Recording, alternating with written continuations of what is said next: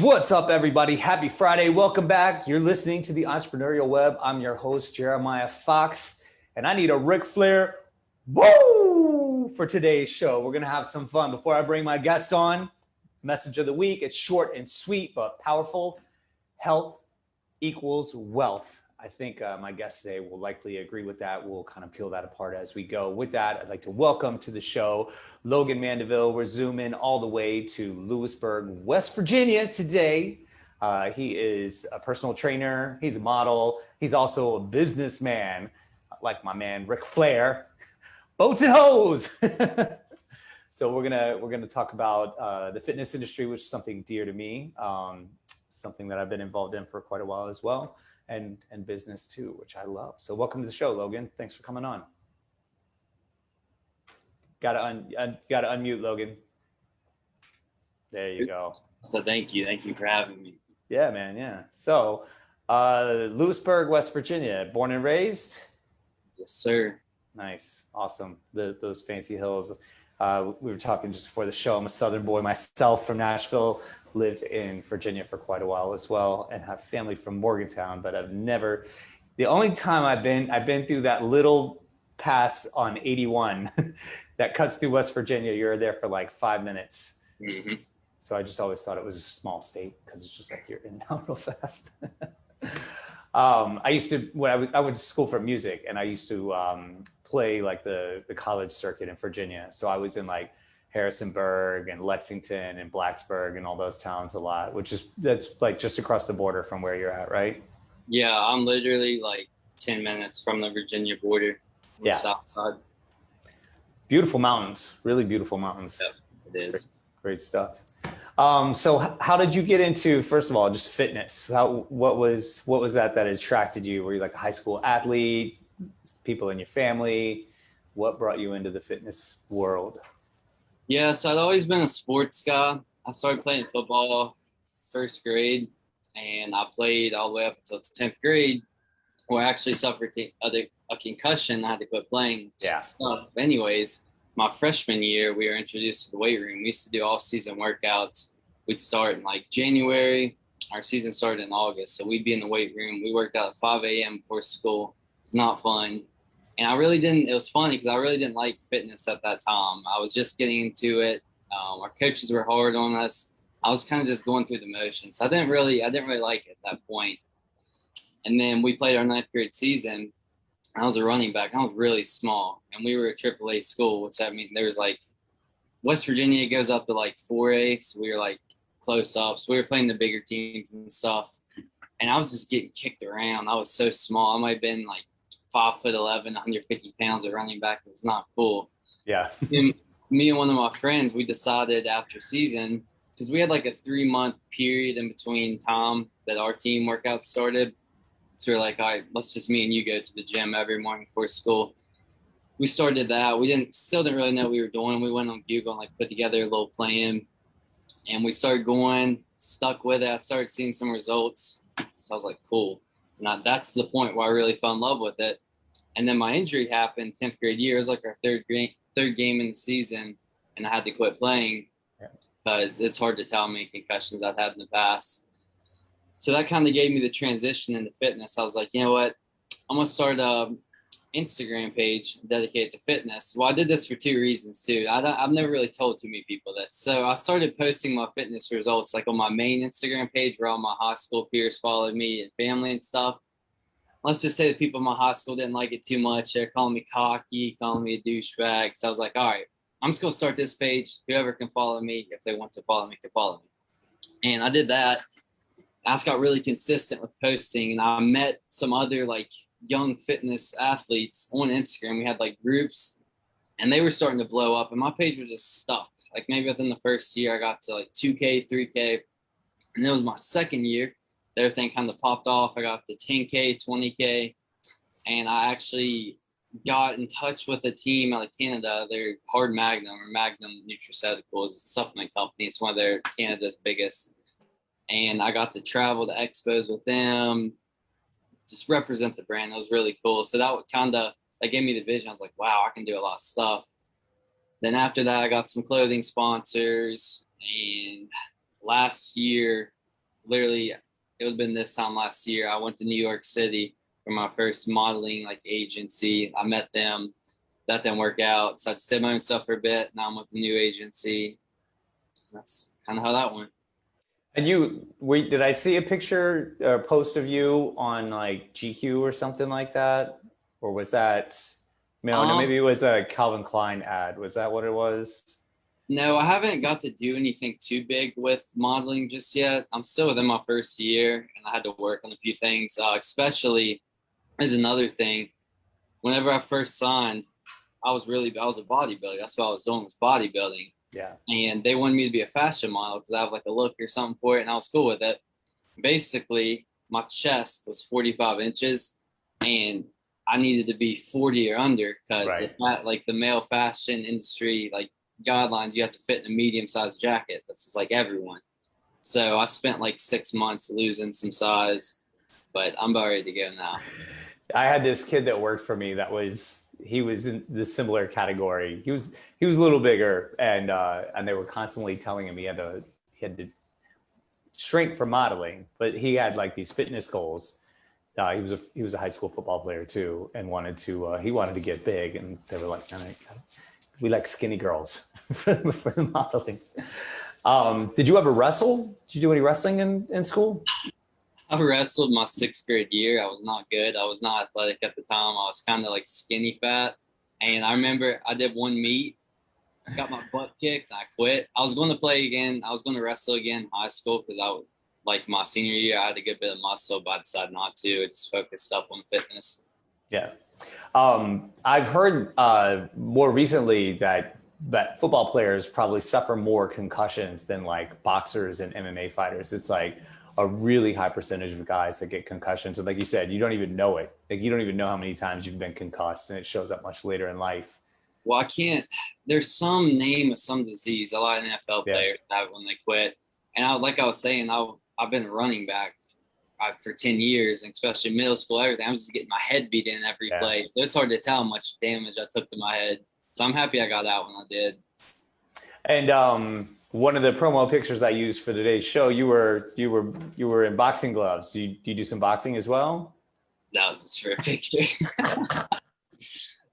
I mean, I'll punch the bag sometimes for cardio, but I haven't gotten to boxing now. No boxing. Gotcha.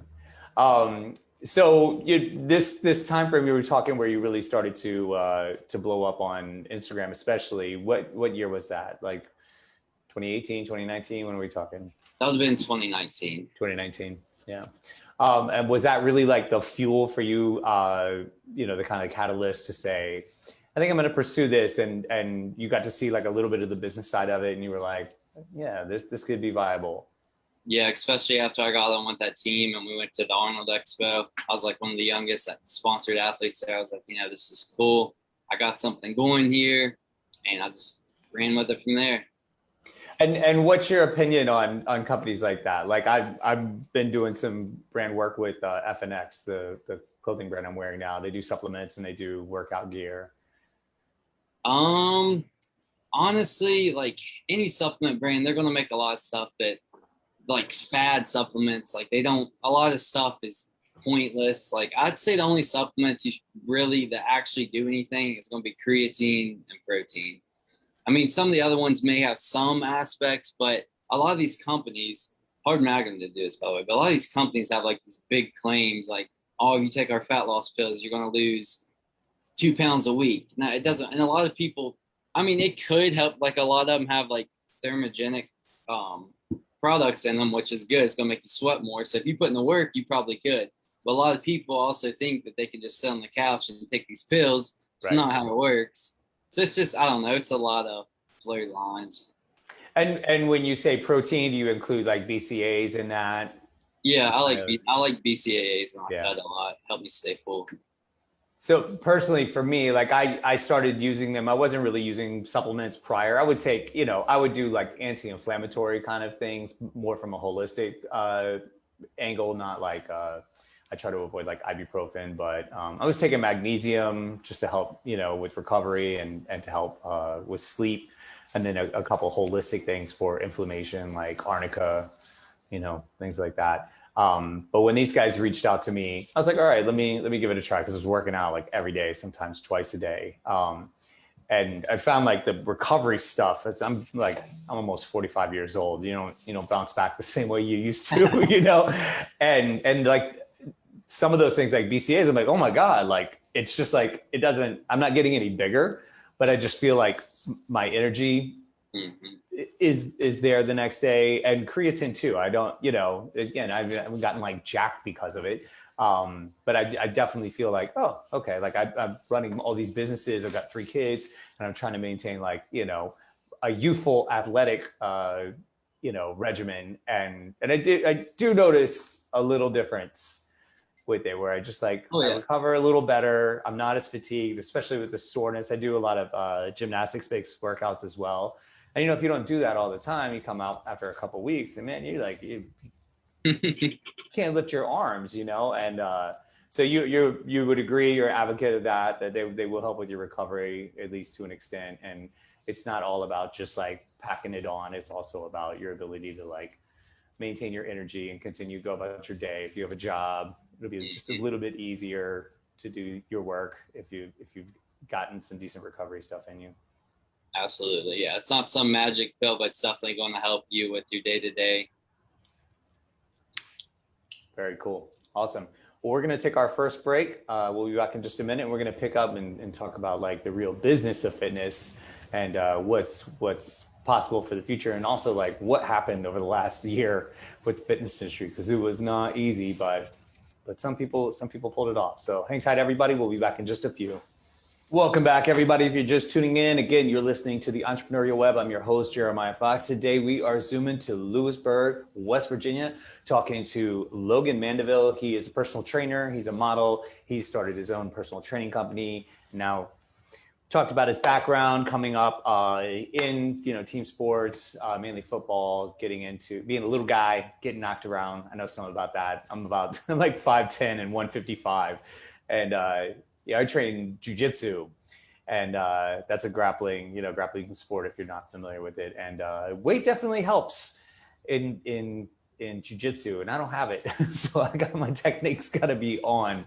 Otherwise, I'd just get smashed. You're gonna have to unmute yourself again, Logan, before we hop back on. There we go. Yeah. So I know a little something about that, but I just my whole life I've never been able to break like 155. I've just been tiny frame. I'm okay with that. A little more stealth, a little more cat-like. But yeah, that shit don't work so well in football. Just getting knocked the fuck around. That's really fast. I mean, I had a little bit of speed, but they would run me up the middle. I don't know why. I wasn't like they wanted to get knocked out. Right. They're like, yeah, boy, just run it right up the middle there. They were placing bets on how long you were going to stay awake for. So you teamed up with this supplement company out of Canada and started going to expos. And what was the real aha moment where you were like, this is going to be a business and I'm going to do it. Like, this is a good business and I want to stick with it. Well, one, like I said, I was among one of the youngest sponsored athletes there, and this is Arnold's world's biggest expo. There's thousands of vendors there. So that was one thing that kind of was like, dang, this is really cool. The second thing was I had people, like, I was at like 30K, 40K, but I guess I was pretty popular in the teen fitness space. I had people coming up to me at the expo, like wanting me to sign their weightlifting belts. And it just blew my mind. Like, I was like, I'm just some small town kid from West Virginia. So that really took, I was like, I feel like I have some influence. I know I can do something in this space. So put my head down and I worked. And that's the beauty of digital marketing and social media is your outreach in the way that, you can affect and get recognition from exponentially more people than you would if you were just like working regionally, like pre-digital. That's really amazing. And what would you say was like the biggest contributor to you growing your account to that point? Because you're sizable numbers right now. Is it only on Instagram? I mean, I know you're on Twitter and LinkedIn and Facebook. Is Instagram like your main? Instagram would be my main. It's what I'm most proud of. I do have TikTok. I'm at about 410K or so. I was growing really good on that, and I hit a block, and I've been stuck on that block for like 6 months. I'm trying to get out of that, but Instagram is definitely my main one. The biggest contributor I would say would probably be consistency and changing up the type of content I put out. I mean, I stay within my niche, what people want to see, but I like to switch it up and get creative with it, especially with my modeling shots. Like I'll just think out of the brain, like, what can I do? And it's hard for me here because what I do, it's funny. I'll set up like a tripod, put the camera, and just take a ton. I'll take pictures for like 2 hours a day, and I'll get through, pick the perfect one, edit it. It's really, a lot of hard work goes into it. People don't think so. Social media, like, it's tough. Yeah, no, it's like a full-time job. So you're doing most of your own photography at this point? Yeah. Yeah. For now, at least. A lot of underwear pics. I was like trying to find some stuff for like marketing, and I was like, I've got no shame. I don't care. I was like, well, that's the goal. I want to be a Calvin Klein underwear model. Yeah. Gotcha. Oh, that's what that post was about then. You were just like putting it out in the universe. Good. Sometimes you just have to do that. That's great. And then TikTok, when did you get started on there?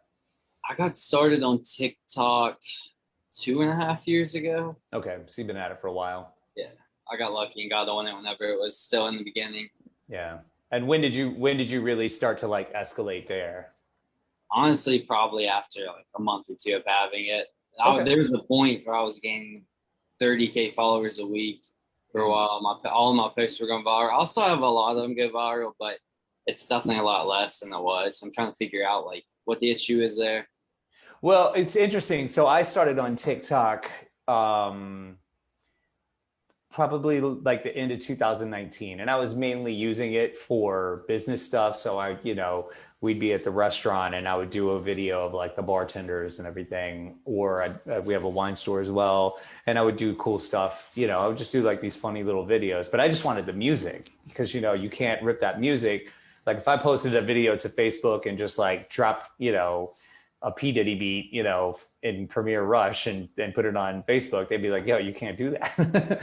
But when you do it through TikTok, there's no issue. And so that was like the main attractive feature for me at first. And I just kept posting and posting. And then once everything shut down, like last March, that's when I started to gain a lot of followers. I'm nowhere near you, but like it grew really fast. And it was because I was posting jujitsu techniques.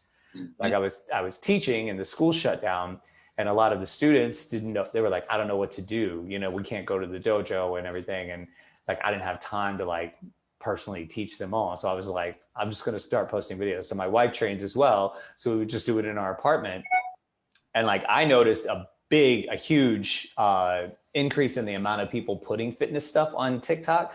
So that's likely what happened to you, is like you were probably in an area where there was much less competition, because prior to last March, the average age, I think, of a TikTok user was probably about 9 years old, right? And they're not putting up like, impressive fitness stuff. At least yours was probably like pretty impressive. But I just started to notice like a huge influx of fitness people on TikTok. And like if you went to like, fitness hashtag or workout hashtag or something like that, it was just like exploding. And all of a sudden it was like adults that I was seeing in my feed and not children anymore. So that probably detracted from like your captive audience, especially if you say it happened like around 6 months or so ago. That was when like people like me started to like get a lot of followers. And so sorry, but not sorry. And I find like TikTok is really funny, because even with my videos, I would have videos that were hitting like, 50,000 views, like pretty regularly. And working with like, hashtags like Brazilian jiu-jitsu, so on and so forth. And then like, I'll go through these periods, and even friends of mine who are more like in your realm, where they have like hundreds of thousands of followers, and they were like, every video they were posting was go viral. All of a sudden, like everything dropped for them, and they would, only get like a couple thousand views or whatever per post, and then it shoots back up. So I noticed that it goes through these fluctuations. I almost feel like it's TikTok kind of saying, change it up a little bit. Stop using the same hashtags like you were talking about on Instagram. Like, they're rewarding a little bit more creativity, where if you're like, you just keep doing the same thing over and over again, and like, yeah, that's good. People are checking it. But I feel like every now and then they'll just take a week And they're like, nah, we're cutting you off, son. You got Probably. to do They something. probably do. Who knows? It's hard to tell. Because it's funny, like the hashtags that I often use won't even like show up.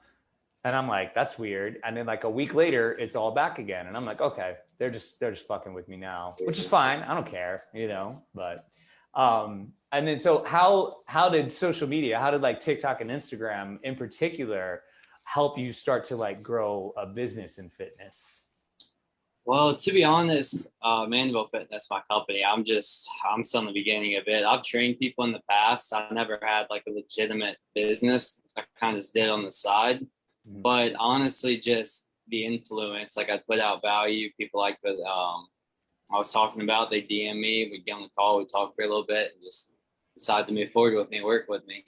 But so this is like my first time actually like legitimately doing it on a way bigger scale than I was going to do it in the past. Right.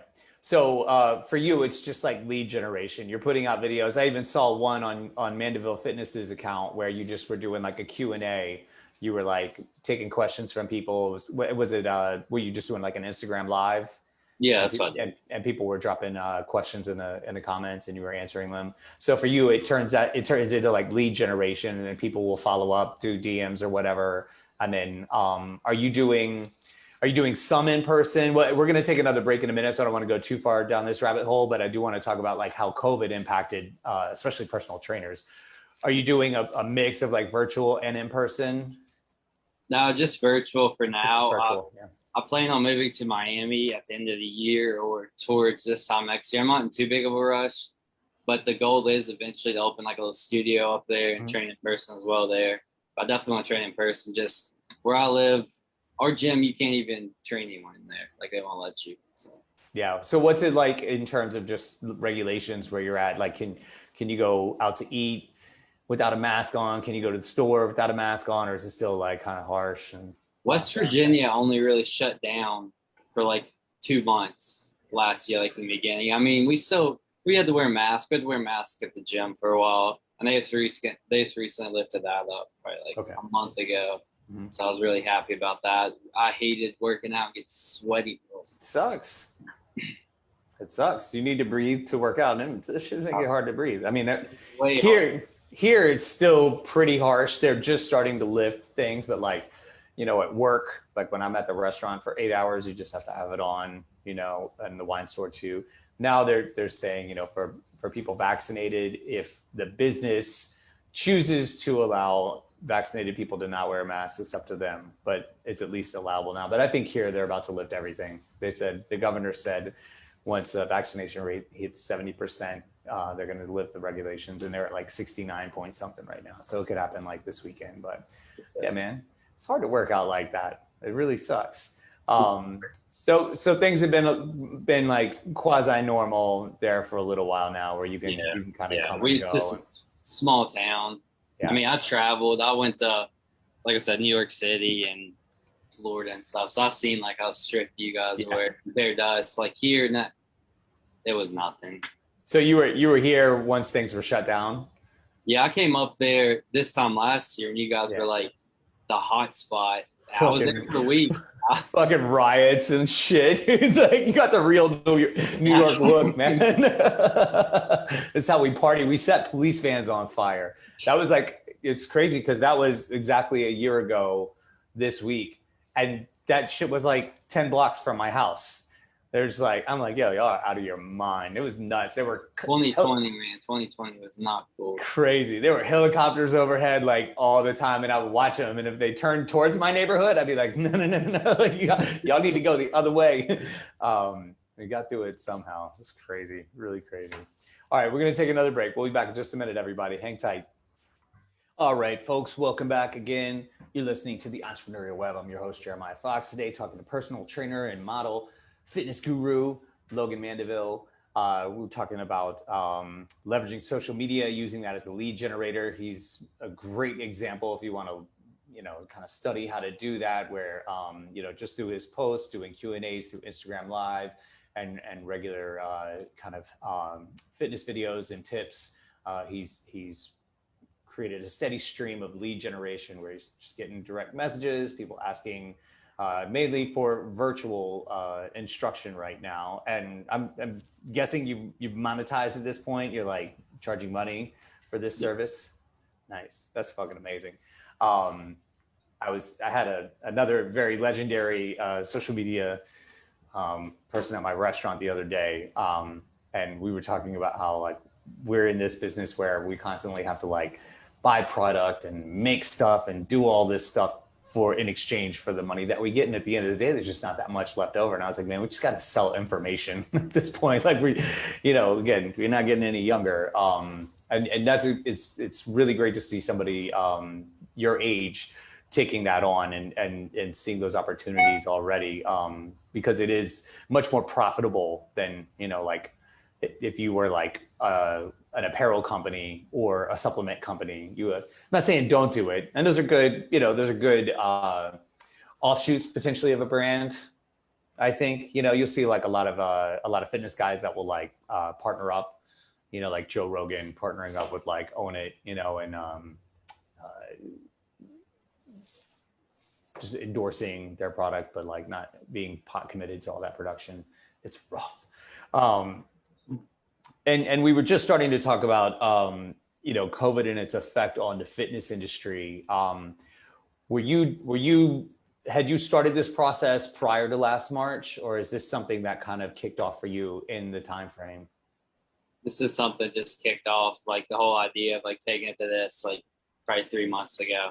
So, well, the interesting thing about the shutdown and what it did, Jesus, freaking jujitsu. It's the complete opposite of social distancing. We're like, we need to get as close to you as possible because that's the best way to strangle you. That's what we like to do. So, like the school that I was training and teaching out of, they just got the harsh shutdown, no timeline on like when you could open again. They ended up losing their space because they weren't making any money, and it's something that's very, very difficult to teach virtually. It certainly needs to be like predominantly hands-on. And so they ended up vacating and leaving. And it hurt me in a number of ways because emotionally it was like an amazing place. Like my entire family trained there. It was a real community center, but also made like really good money teaching there. And I miss that. It sucks. It's starting to come back, and it's funny for me. It worked kind of similarly. I don't, I'm near the reach you do in terms of Instagram and TikTok, but I was just like regularly posting those videos and posting like my workouts just to kind of inspire people. And it took a while because here people were like really freaked out. People still there's still like a lot of people walking in the park with masks on. And I'm like, nowhere near anybody, like, yeah, but whatever. I'm not your mama. But once people started to get vaccinated big time here, people started to reach out and say, hey man, I'd like to start training with you. I'd like to start doing like privates with you. So I started to get like one-on-ones where before we were doing all class instruction, but I don't care at this point, like, there's money on the table and I absolutely love it. So what I noticed is that so many places, so many gyms, whether it was martial arts, whether it was like boxing, whether it was strictly fitness, a lot of them closed or have temporarily closed and haven't opened back up. And it's created a big opportunity for anybody that was like thinking about doing their own thing and just getting into it. And it's almost like green pastures because they were not equipped for any kind of virtual instruction. And for someone like you, it was probably inherent in your business plan. Am I correct?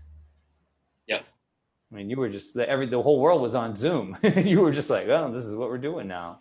So can you kind of talk about that process and like what your thinking was and your approach for getting started in the whole thing? Well, I'd always wanted to get into entrepreneurship. I tried a couple other things before this. I tried a marketing agency. That did not work. Like I hired a couple of coaches. That didn't work. And then I really just dug deep. I was like, why am I doing all this whenever, like I've done fitness forever. I know fitness more than anything. It's my passion. I love doing it. So that's really when that sparked. I started working with, Isaac Masterman, Master Ventures. He helped me clear up my brain stuff. And we essentially built a business up and it's ready to go now. Yeah, he's been on the show. Great. He's really great with personal branding and Yeah, such. I'm curious about the marketing agency thing you went after. So you were trying to start like an agency for like digital marketing. yeah. So I was really just learning Facebook ads and all that. I was going to work with real estate agents. I couldn't figure it out. It was something I didn't know. I mean, Yeah. maybe in the future, if I wanted to do that, I could learn it, but I'm going to stick with fitness. I know it. I love it. I don't even know why. I think the problem with that was I was seeing a lot of people on YouTube. You have like drop shipping, marketing agencies. And I was like, oh, cool. Cause like, they're just these gurus, you know? And you were just like, I'm going to try that out. I'm going to try it. Yeah. Well, that's something I think that takes it. Most of it, I'd say most businesses, anything you want to get started, it's going to take a lot of commitment. What I admire about you is that you've chosen to do something that you're really passionate about. That's really like part of your fabric. That's almost like a necessity these days because it's so tight. It's so hard. There are times where you're not making a lot of money, where you just really feel like the weight is the waves are coming in heavy and you just don't know, it's like you sink or swim, and if you're passionate about it, if it's something you're really, really dedicated to and is part of your lifestyle, it makes the task, I'm not saying easy, but just a little easier. If it's something that you would do for nothing, when you start to get paid for it, it does make it that much better. The payoff is that much better. And if it's something you started doing for nothing, when it happens in the middle of your business life cycle where you're like, oh shit, we're not making any money. You're like, well, I remember when I did this for nothing. Whereas, starting something like a marketing agency where it's not like part of your life, if you didn't grow up with marketing and you weren't like a marketing geek in like high school and you're just like, oh, I'm going to give this a try. All that resistance comes at you and you're like, I don't really love it that much. I really don't. I think I'm going to go back to working out. So again, good on you for like recognizing that early on. I still think it's a good move because again, it's potentially a high profit industry because you're not preparing, you're not buying raw materials and preparing goods. You can do it on kind of like a skinny staff if you're really smart with it. And really like, provide results for clients, you start raking in some pretty good cash. It's high margin, which is nice. And I think like the real big lesson from everybody's like self-assessment during COVID was like, there was a lot of inefficiency. I mean, I found it even in my own businesses, and I kind of prided myself as like an efficient business owner. And I was like, shit, man, we're wasting a lot of money in these places. And I think that's why you saw a lot of people tank, like gyms, they were just like, man, we were barely making any money as it is. And then all of a sudden, you get the constraints put on you and you're like, there's no way we can survive. That's, you kind of made your own bed in that way, in that regard. And I think it was industry wide. I think there were a lot of industries that just did certain things because it was like industry standard and it costs a lot of money and it was kind of useless. So if you can avoid that going forward, but again, I think it's great for like guys in your position because there's no rule book written on this right now. It's like, does that excite you? Are you the kind of person that's excited by that? I'm really excited about it, actually. Yeah, that's great. I mean, that's when like someone's got entrepreneurship in their DNA, when everybody's like, man, I don't know what's going on. And they're like all freaking out and you're like, I don't either, but we're going to go and have some fun. But we're going to try. We're going to do it. Yeah. That's a real recipe for success. So at this point, how many clients would you say you work with like on a monthly basis? Are you doing like, how are you setting up your program? Are you doing like one-offs with people? Or are you trying to get them to sign up for like recurring like subscription-based kind of instruction? Well, like I said, I've trained in the past. I kind of dropped that. And like, this is when I was really focused on modeling and stuff.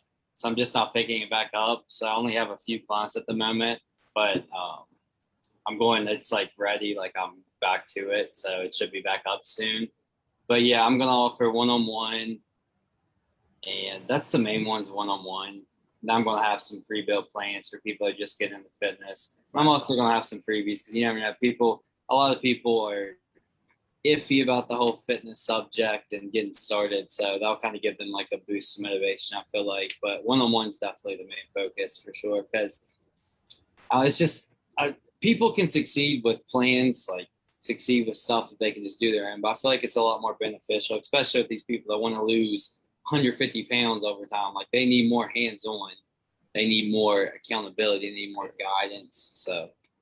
So have you kind of like narrowed down who like your ideal client is in terms of that? Has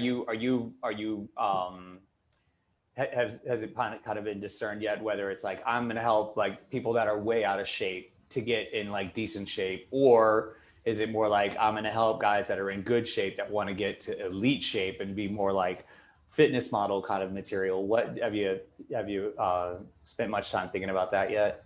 I haven't done that yet. I'm kind of sticking with general for a bit, just going with, because like, I have a lot of people on Instagram and stuff that want to be trained. So I kind of have that influence already coming over. Eventually I do plan on niching down in the future. I think I want to work with other entrepreneurs. Yeah, that's good. No, and what I was going to say too is like what it really comes down to when you're really like landing clients is the interpersonal connection you have with them. So like you might have like the best technique and everything, but if they think you're an asshole, it won't matter. They're not going to stick long. They might be like, oh, he's cool for a minute and then they're out. But if they really connect with you on that level. So I've noticed is a lot of the people that I'm starting to work with are both entrepreneurial and fitness oriented. And like it really gets me pumped up, and they are out there. I mean, it's funny how like the two go hand in hand often, because like a lot of people that are really going after it on the entrepreneurial side, they have these other goals, they have these other fuels, and fitness is just one of them. And I don't know if you listen to Joe Rogan much, but he's always talking about like that endorphin release you get where you get up in the morning and you just put yourself through your routine. You hit it hard, and then you're like, I'm ready to go, man. And those are the people that tend to be more of like the high flyers and are not afraid to go out and branch on your own. So I think you're definitely onto something in terms of like ideal client with that, whether they're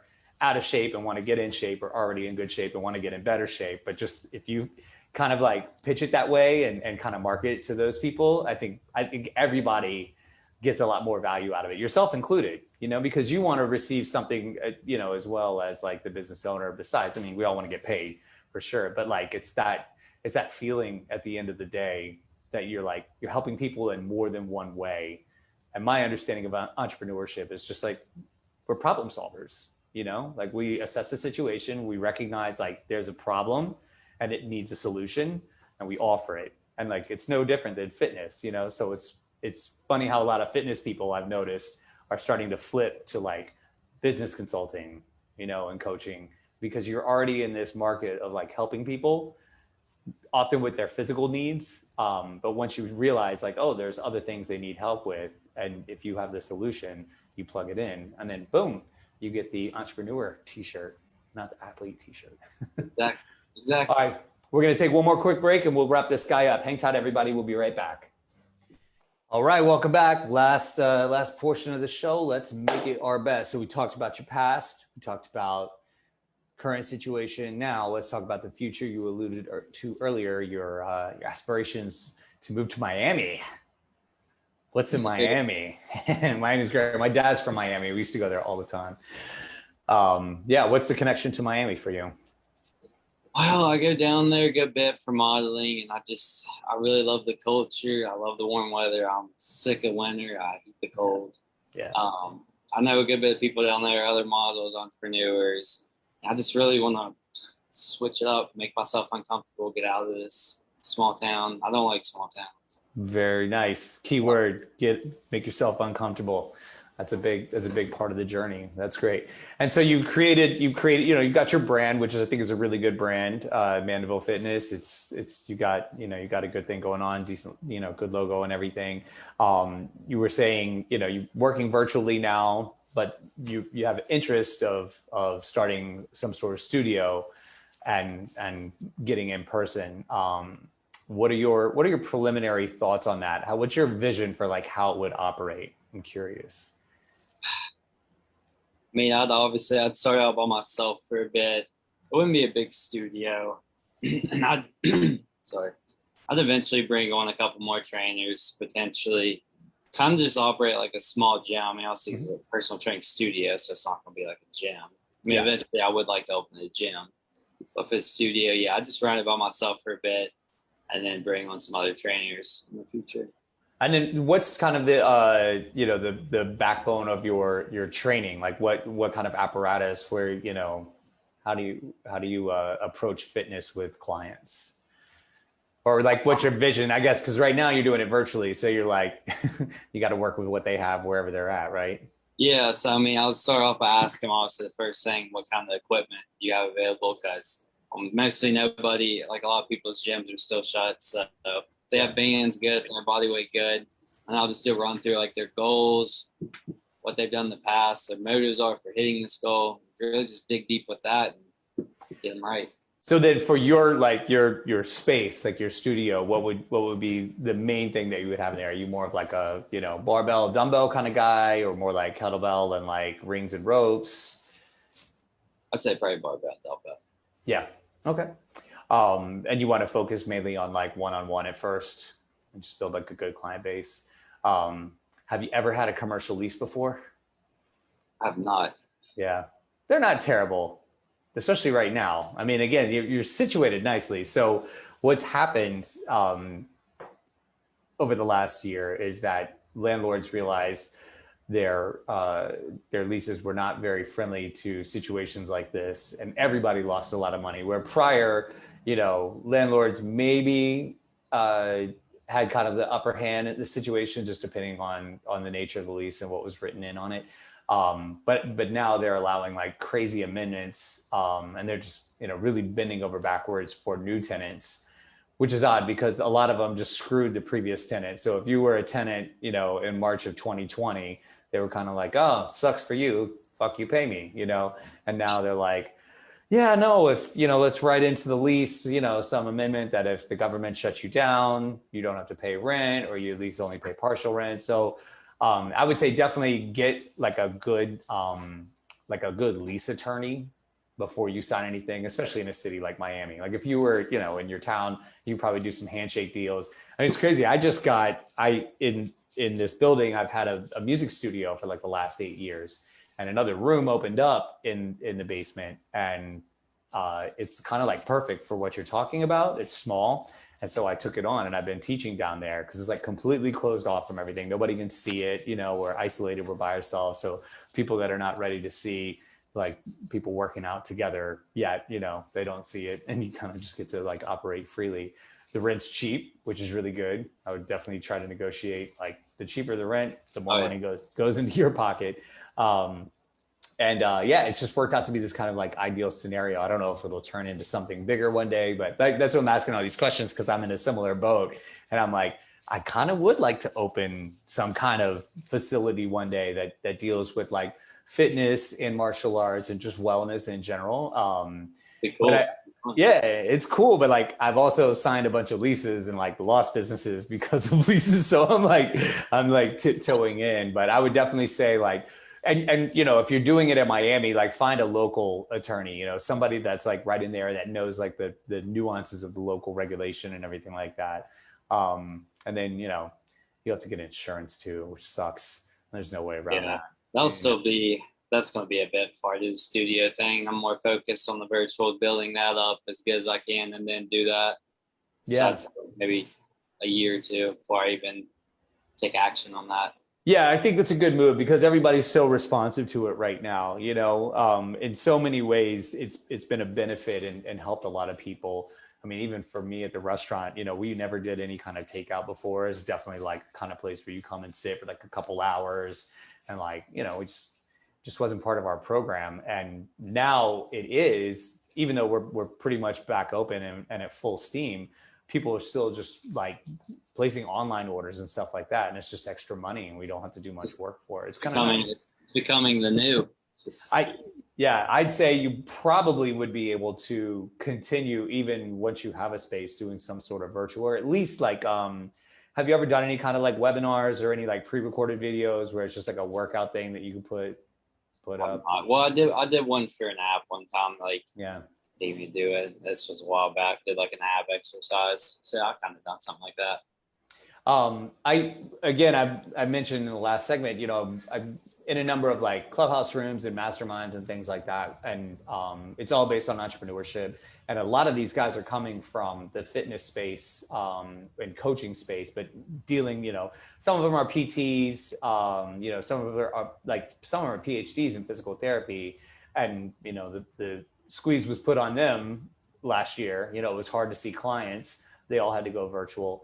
And again, a lot of them are kicking into like more like business coaching and stuff right now. But the feedback I've heard from a lot of them lately is like a lot of them are getting they're getting more away from one-on-one and private. I mean, some of them they can't completely, but they're subsidizing with these kind of like digital offerings. So whether it's like, you know, an exclusive kind of webinar or pre-recorded video that they would not necessarily get just working one-on-one with you, they've monetized it. And it's kind of nice because you just record it once, you know, you put money into your production and everything like that, but then it just archives at houses and people can continue to purchase it.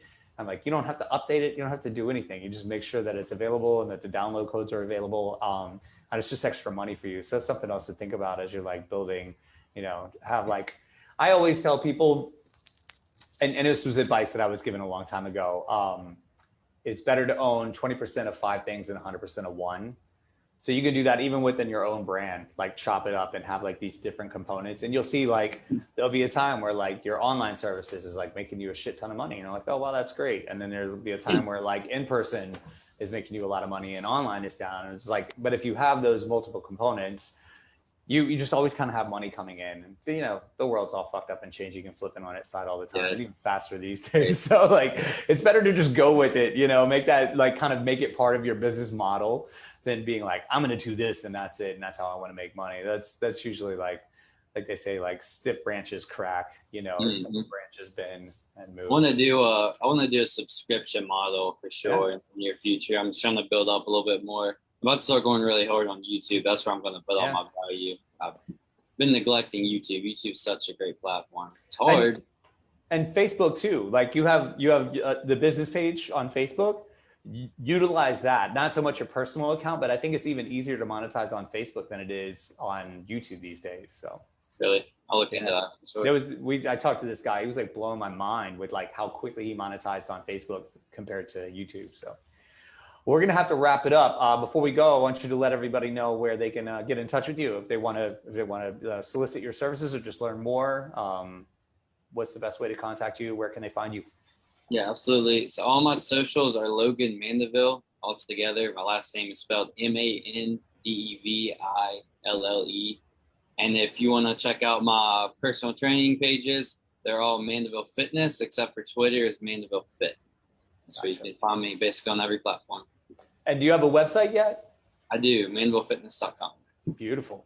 Awesome, man. Well, thank you so much for coming on. Really, really enjoyed our conversation. And I'd love to check in like a few months and see kind of like your progress and where you're at. Absolutely. Thank you. Looking forward to it. Awesome, man. Great. All right. Well, you have a great weekend. The rest of you have a great weekend. We'll see you next week. Peace out.